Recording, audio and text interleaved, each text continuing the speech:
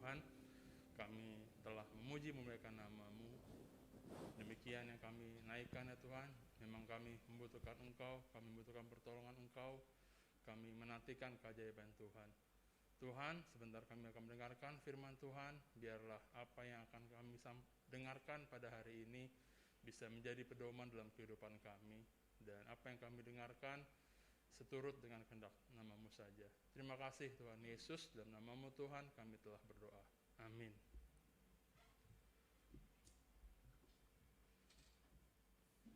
Ya, selamat pagi Bapak Ibu yang dikasihi oleh Tuhan, Shalom. Ya, kembali kita akan mendengarkan firman Tuhan bersama-sama pada hari ini. Tema yang diberikan kepada saya adalah ora et labora, ya, atau berdoa sambil bekerja. Nah Bapak Ibu, sebelumnya saya akan mengajak kita semua untuk membaca nats Alkitab kita pada pagi hari ini dari Nehemia 4 ayat yang ke-9. Nehemia pasal 4 ayat yang ke-9. Ya, saya akan bacakan untuk kita semua ya. Nehemia pasal 4 ayat ke-9. Tetapi kami berdoa kepada Allah kami dan mengadakan penjagaan terhadap mereka siang dan malam karena sikap mereka. Sekali lagi saya akan bacakan ya.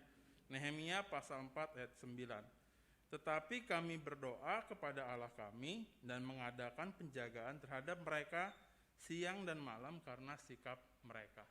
Nah Bapak Ibu dan saudara-saudara pemuda ya yang dikasihi oleh Tuhan, berapapun usia kita saat ini ya, saya yakin dan percaya bahwa kita semua ya yang hadir pada hari ini pasti pernah mendengar ungkapan berdoa sambil bekerja ya. Apakah Anda masih muda atau Anda sudah dewasa atau mungkin lebih dewasa lagi seperti Opung ya, pasti pernah mendengar ini ya. Sebelum hari ini pasti pernah mendengar hal berdoa sambil bekerja. Nah, berdoa sambil bekerja adalah sebuah ungkapan lama ya yang dipelopori oleh Santo Benedictus ya dari Nursia pada abad yang keempat ya. Nah, bahasa Latinnya dari berdoa sambil bekerja adalah ora et labora ya, yang dimana hari ini menjadi tema dari firman Tuhan pada pagi hari ini. Nah, Santo Benedictus ya memandang bahwa doa dan kerja itu adalah sebagai sebuah mitra yang tidak dapat dipisahkan antara yang satu dengan yang lainnya ya. Jadi doa dan bekerja adalah mitra ya yang tidak pernah bisa dipisahkan antara satu dengan yang lainnya.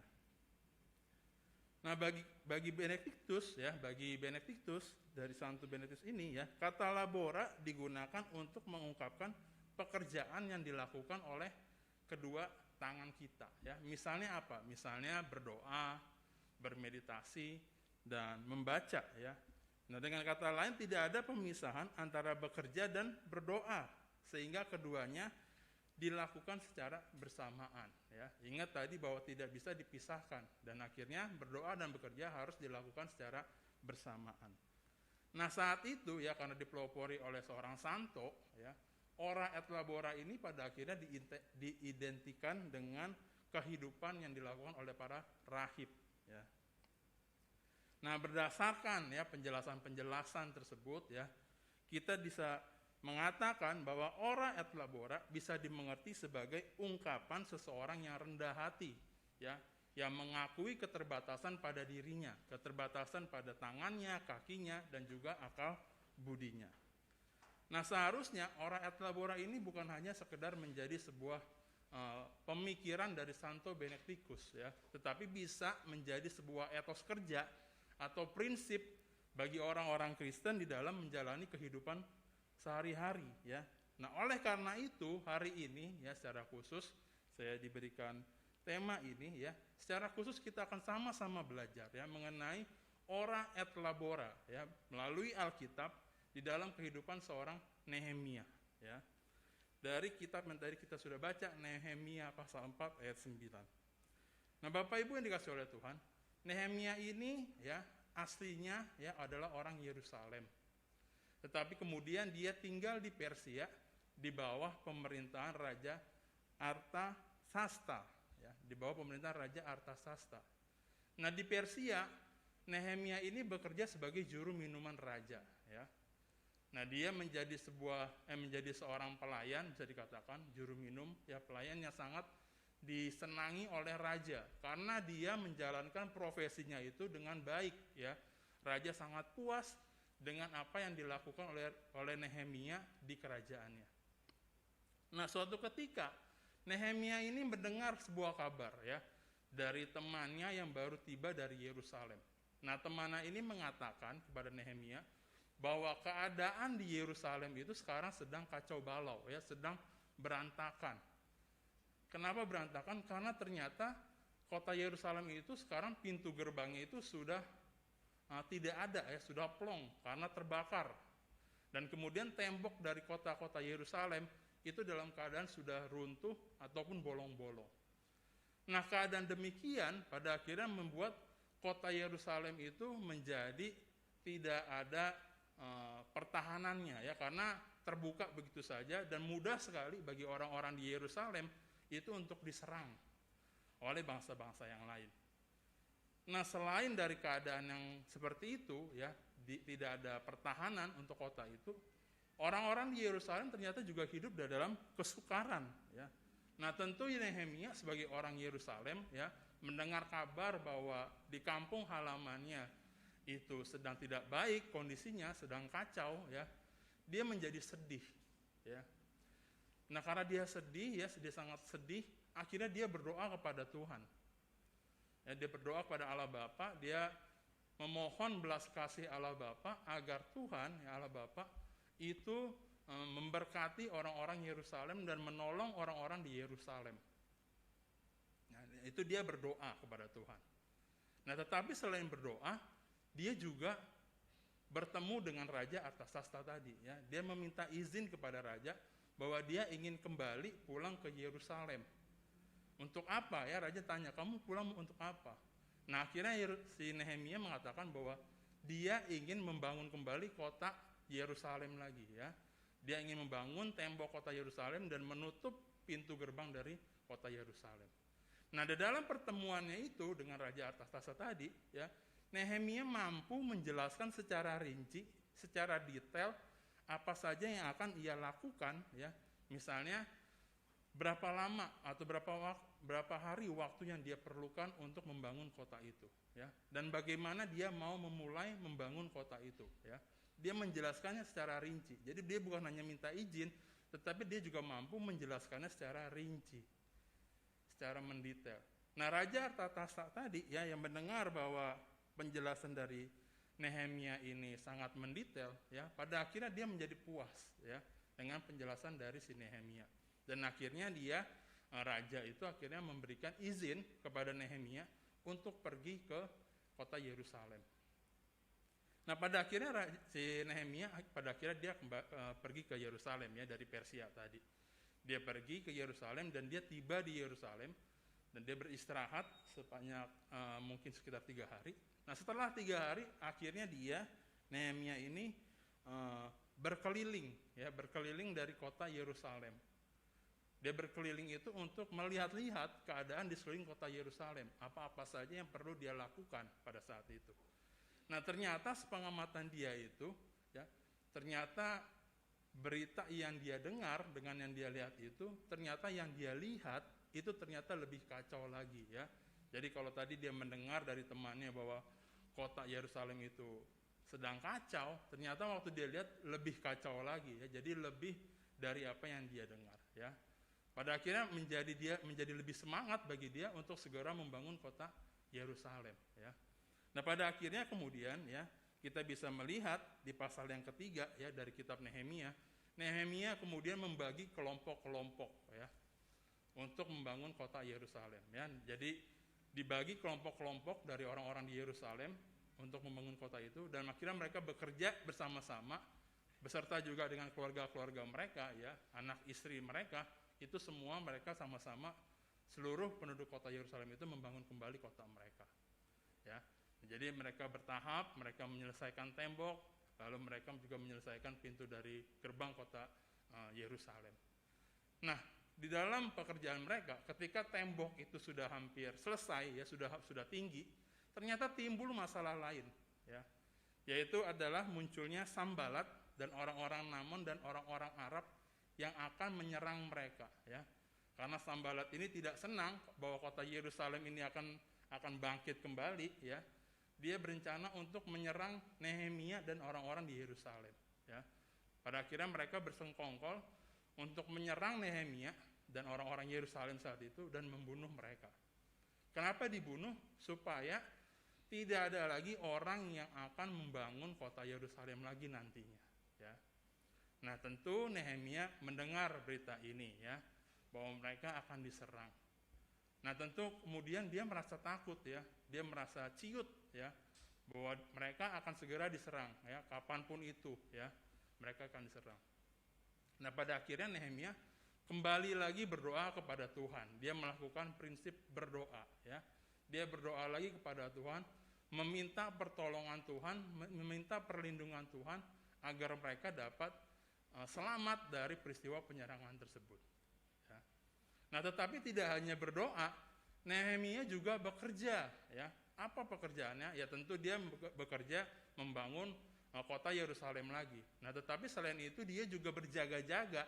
Kalau sewaktu-waktu kota Yerusalem diserang, mereka kan nggak tahu kapan diserangnya, ya. Nah, sewaktu-waktu mereka diserang, mereka siap, ya. Alkitab menuliskan bahwa mereka tangan yang satu memegang perkakas. Nah, tangan yang satunya lagi itu memegang pedang, ya. Jadi yang satu pegang perkakas, ya, yang satu memegang pedang. Kenapa mereka pegang pedang? Ya tadi itu, ya, supaya kalau mereka diserang tiba-tiba, kapanpun itu mereka sudah siap untuk melawan.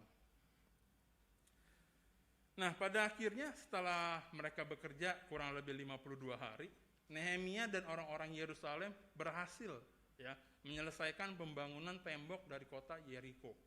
Ya. Maksud saya kota Yerusalem, ya. Pada akhirnya tembok kota Yerusalem berhasil mereka kerjakan sampai selesai, ya, dan akhirnya kota Yerusalem itu secara pengamanan bisa kembali seperti sedia kala, ya. Nah, tentu Nehemia bersama-sama dengan orang-orang Yerusalem itu sangat senang, ya. Dan akhirnya mereka kembali berkumpul bersama dengan para imam.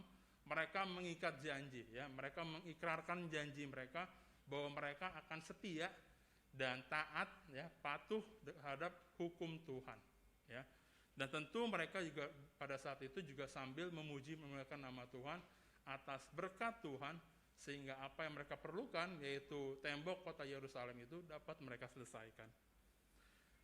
Nah, saudara yang dikasihi oleh Tuhan, ya, dari kisah Nehemia ini kita dapat belajar, ya, mengenai hal pentingnya berdoa sambil bekerja.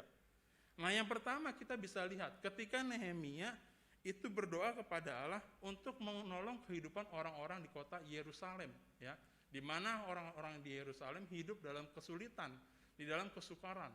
Karena tadi awalnya kota itu tidak ada sisi pertahanannya. Kapanpun mereka bisa diserang, ya. Dan dalam kehidupannya juga mereka adalah orang-orang yang susah, ya. Nah, Nehemia menjalankan prinsip ini dengan dia berdoa kepada Tuhan, meminta pertolongan Tuhan, ya, agar Tuhan memberkati kota tersebut, ya, orang-orang tersebut. Nah, di dalam pekerjaannya, ya, kalau tadi berdoa sambil bekerja harus dilakukan secara bersamaan. Nah, di dalam sisi pekerjaannya Nehemia tadi meminta izin kepada Raja Artasasta, ya. Itu adalah pekerjaan yang dia lakukan. Nah, bukan hanya meminta izin, bahkan dia bisa menjelaskan secara detail, secara rinci apa-apa saja yang dia butuhkan, apa-apa saja yang akan dia lakukan terhadap orang-orang di Yerusalem. Sehingga pada akhirnya dia dapat meyakinkan Raja Artasasta untuk memberikan dia izin kembali ke Yerusalem. Nah, tentu ini adalah hal yang sangat penting, Bapak, Ibu, dan saudara-saudara, teman-teman pemuda, ya, yang dapat kita contoh dari kehidupan Nehemia di dalam kehidupan sehari-hari kita. Misalnya, kalau kita aplikasikan ke dalam kehidupan kita sehari-hari, ya, ini sebagai contoh. Misalnya ketika Bapak, Ibu, ya, atau teman-teman pemuda berencana untuk membangun sebuah usaha, ya, sebuah bisnis, ya. Nah, selain tentu kita berdoa, Bapak, Ibu, dan teman-teman berdoa kepada Tuhan agar usaha yang dibangun dapat berkembang, dapat maju, ya, dan dapat menjadi berkat buat Bapak Ibu, ya, ataupun juga untuk orang-orang sekeliling, ya. Tentu ada sebuah hal yang harus Bapak Ibu kerjakan, ya. Bapak Ibu harus membuat sebuah perencanaan yang matang, ya, dari usaha yang akan dibangun, ya, agar usaha itu nantinya dapat berkembang dan menjadi berkat. Misalnya contohnya adalah tadi, ya, bagaimana memanajemen dari usaha tersebut, ya. Banyak usaha, ya, yang umurnya tidak panjang karena kesalahan dari manajemen, ya. Lalu yang kedua, ya, misalnya adalah jalur distribusinya. Kalau Bapak Ibu sebagai seorang distributor, ya, dari mana mau mengambil barang tersebut dan pada akhirnya barang itu mau disalurkan ke siapa, ya, akan dilepaskan kepada siapa. Nah, dari sini kita bisa belajar, ya, bahwa selain Bapak Ibu berdoa kepada Tuhan, Bapak Ibu juga harus bekerja, ya, melakukan bagian yang harus Bapak Ibu lakukan. Nah, yang kedua, prinsip ora et labora yang Nehemia kerjakan di dalam kitab Nehemia ini, ya, berdoa sambil bekerja tadi, ya, yaitu adalah ketika saat Nehemia dan orang-orang di Yerusalem itu menghadapi tantangan dan ancaman dari Sanbalat dan kawan-kawannya, ya, orang-orang Namon dan orang-orang Arab yang akan menyerang mereka, ya. Nah, pada waktu Nehemia mendengar kabar bahwa dia akan diserang, dia berdoa kepada Tuhan, ya, meminta perlindungan kepada Tuhan, ya. Mungkin seperti lagu yang tadi kita nyanyikan bersama-sama, ya. Kami butuh Engkau Tuhan, ya, kami butuh pertolongan Tuhan, kami butuh perlindungan Tuhan, ya. Nehemia menaikkan doa kepada Tuhan. Nah, tentu selain itu, ya, dia juga bekerja. Pekerjaannya apa? Kalau di sini tadi, ya, selain dia meminta perlindungan, dia juga berjaga-jaga, ya, tadi, ya, bahwa dia menyiapkan, ya, atau menyuruh orang-orang Yerusalem itu menyiapkan senjata di badan mereka, ya, ditaruh di pinggang mereka atau mereka pegang pedang itu, sehingga ketika mereka diserang kapanpun itu mereka sudah siap, ya. Nah, itu adalah sebuah pekerjaan yang dilakukan oleh Nehemia, ya. Jadi berdoa sambil bekerja kembali dilakukan oleh Nehemia secara bersamaan. Nah, prinsip ini, ya, pada akhirnya, ya, dapat juga menjadi contoh untuk kita, ya, orang-orang Kristen. Ya, sebagai orang Kristen kita harus terus berjaga-jaga di dalam setiap hal yang kita lakukan di dalam kehidupan kita, ya. Misalnya di dalam permasalahan kita, di dalam pergumulan kita, ya, apapun yang menjadi batu sandungan buat kita, ya, kita harus berjaga-jaga, ya, kita harus tetap berdoa kepada Allah. Nah, kalau tadi bentuk aplikasinya, ya, contohnya dalam kehidupan sehari-hari. Ini misalnya saja, ya. Kalau misalnya Bapak Ibu mengalami sakit, ya, tentu Anda harus berjaga-jaga agar kondisi tubuh Anda tetap stabil, ya, tetap sehat, tetap bugar, tetap fit, ya. Misalnya apa? Melalui terapi, ya, yang Bapak Ibu lakukan, atau melalui perawatan dari dokter, atau bisa juga dari makanan yang Bapak Ibu konsumsi, ya. Kalau Bapak Ibu punya darah tinggi, ya, tentu harus menjaga-jaga, ya, jangan makan kambing terlalu banyak, nanti darahnya tinggi, ya. Atau juga mungkin dari obat-obatan, ya, yang diberikan kepada dokter. Kalau dokter bilangnya merekomendasikan obat itu diminum 3 kali dalam 1 hari, Bapak Ibu harus taat, ya, minum obat itu 3 kali sehari. Jangan dikurangin, jangan dilebihin, ya, supaya kondisi tubuh Bapak Ibu tetap stabil. Nah, memang Bapak Ibu, ya, kesembuhan memang berasal dari Tuhan, ya. Kita harus berdoa kepada Tuhan agar Tuhan memberikan kesembuhan terhadap kita kalau kita sedang lagi sakit, ya. Tetapi tentu, ya, Anda, ya, juga harus mengambil bagian dalam mengerjakan apa yang harus Anda kerjakan untuk mendapatkan kesembuhan dari Tuhan, ya. Kembali lagi Anda harus berdoa sambil bekerja, ya, berdoa meminta kesembuhan dari Tuhan dan juga melakukan usaha Anda, upaya Anda agar Anda tetap sehat. Ya, nah, contoh lainnya misalnya, ya, untuk teman-teman pemuda, ya, saat ini yang mungkin sedang dalam masa-masa mencari pekerjaan, ya. Setiap hari Sabtu maksud saya, malam di hari Sabtu kita selalu berdoa di Youth Community Service. Doanya selalu sama, ya, memohon pekerjaan kepada Tuhan untuk teman-teman yang sedang mencari pekerjaan. Nah, tentu selain teman-teman berdoa, ya, setiap hari Sabtu, ya, kita berdoa bersama-sama, untuk teman-teman yang mencari pekerjaan, tentu ada bagian yang harus teman-teman kerjakan. Apa itu? Mencari lowongan, ya. Tentu sambil berdoa juga cari lowongan. Bisa misalnya melalui om-om dan tante-tante di gereja, ya, yang saat ini mungkin lagi butuh karyawan di tempat kerjanya, teman-teman bisa cari lowongan. Atau bisa juga sekarang, ya, banyak aplikasi di internet, di Play Store, ya, yang membuka kesempatan bagi teman-teman untuk mencari pekerjaan. Misalnya yang saya tahu, ya, ini bukan promosi, ya, yang saya tahu aja, misalnya adalah LinkedIn, ya, di mana teman-teman bisa mendeskripsikan diri teman-teman di sosial media tersebut, ya, di LinkedIn tersebut. Bisa taruh juga surat lamarannya, ya, sehingga nanti sewaktu-waktu, ya, ada perusahaan yang lagi butuh karyawan, nanti dia cek, ya, deskripsi yang teman-teman tulis, kalau misalnya cocok, teman-teman bisa dapat kesempatan untuk bekerja di tempat tersebut, ya. Atau juga misalnya melalui aplikasi lain, ya, yang saya tahu adalah Ekrut, ya. Itu juga salah satu aplikasi baru, ya, di mana teman-teman bisa mencari pekerjaan di aplikasi itu. Atau bahkan di Facebook, ya, terakhir saya lihat di Facebook, ya, yang kita gunakan, media yang kita gunakan salah satunya untuk streaming online hari ini. Facebook itu ternyata juga sekarang ada opsi untuk mencari lowongan pekerjaan, ya. Jadi dipermudahkan kembali, ya, hidup kita melalui teknologi semakin dipermudahkan, ya. Jadi sebenarnya buat teman-teman, kalau teman-teman mau berusaha, pastilah yakin, saya yakin pasti bisa mendapat pekerjaan, ya. Tentu sambil berdoa menantikan pertolongan dari Tuhan, ya. Nah, saudara-saudara yang terkasih dalam Tuhan, ya, dari dua tindakan ora et labora yang Nehemia kerjakan, ya, di kitab Nehemia pasal 1 sampai 4 ini, ya, yang hari ini kita pelajari, ya, kita bisa melihat bahwa kekuatan dan pertolongan itu hanya berasal dari Tuhan, ya. Misalnya ketika untuk melembutkan hati Raja Artasasta tadi, ya, untuk mendapatkan izin, ya, Nehemia tentu membutuhkan pertolongan dari Tuhan, ya, agar Tuhan mau membantu, ya, agar Tuhan bisa melembutkan hati dari Raja Artasasta, ya, sehingga ketika Nehemia minta izin, ya, tentu dengan penjelasan tadi yang mendetail, ya, raja bisa merelakan Nehemia untuk pergi dari Persia, dari kerajaannya, ya. Ingat tadi bahwa Nehemia adalah salah satu pelayan atau juru minum yang sangat disukai oleh raja, ya. Tentu raja sebenarnya kalau secara manusia pasti dia berat untuk melepas Nehemia, ya. Tetapi kenapa Nehemia bisa diizinkan untuk pergi?